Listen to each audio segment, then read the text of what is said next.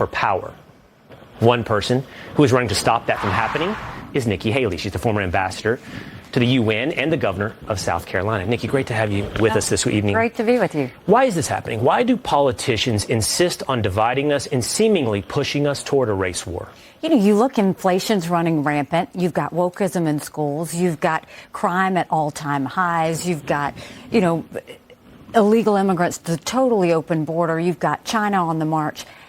And that has nothing to do with race. And the idea that he brought up white supremacy goes back to exactly what you said. It started with Obama. Now it's with Biden. The leftists inserts race into everything.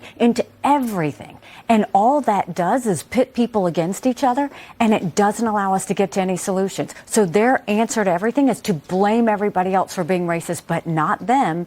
And we see how that's played out. Nikki, I wanted to ask you this. You're running for president. And so I wanted to ask you about one of your statements from the past. I do think there are those that cynically seek to divide us based upon race. I don't think, obviously, you are one of those people. I think there are also people who readily accept a false premise too quickly. And I was disappointed to see one of your tweets from 2020. This was during the Bubba Wallace affair when there was supposedly a noose hung in his garage at a NASCAR race. It turned out to be a hoax. And you tweeted at that time that we should all stand with Bubba Wallace today against the cowards who secretly put the noose in his garage stall. Watch your back, cowards. Bubba has a bigger army than you do. That was a false story. It was a hoax. It's been investigated. It's not true. Why did you accept it as true? Well, I thank you for asking that because I want to talk about that. First of all, I'll tell you that I was partners with NASCAR. In South Carolina, I was partners with them. They were there for me when I went through, the church shooting, when we had a cop shooting, all of those things. And I trusted them. So when I saw NASCAR came out with that and they showed all of those race car drivers behind him, I trusted them, and I trusted that they had done their homework. That clearly was not the case.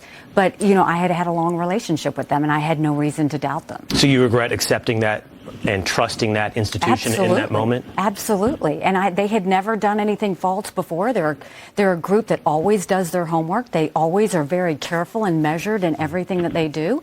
And so I trusted friends that I had worked with for years. I remember that moment, and I really, truly appreciate that answer that you gave us tonight, reflection and correction as we move forward. I remember that moment. I was on ESPN, and I took a lot of slings and arrows. In the modern day American form, that's being called a racist for saying the facts don't back up the story.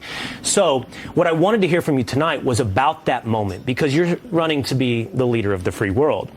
And you have to be able to stand up in that moment and accept the truth or look for the truth when everyone else is telling you a lie.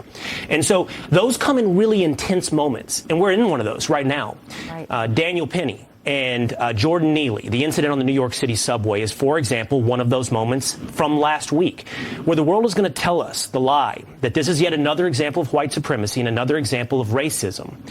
And the truth has yet to be discovered. Where are you on this incident between Daniel Penny and Jordan Neely? This is really upsetting because here you have Alvin Bragg. I mean, he's letting murderers go. He's letting street crime happen all over New York City. And here, I'm the wife of a combat veteran. Here you have a former military guy where it's in their blood to defend and protect. He saw danger. He was trying to protect himself and the other people on that subway. And the idea that Bragg would go and indict him this way without an investigation, without any sort of grand jury, really what I think needs to happen, the governor needs to pardon Penny. No question about it. She needs to pardon him right away. It's the right thing to do.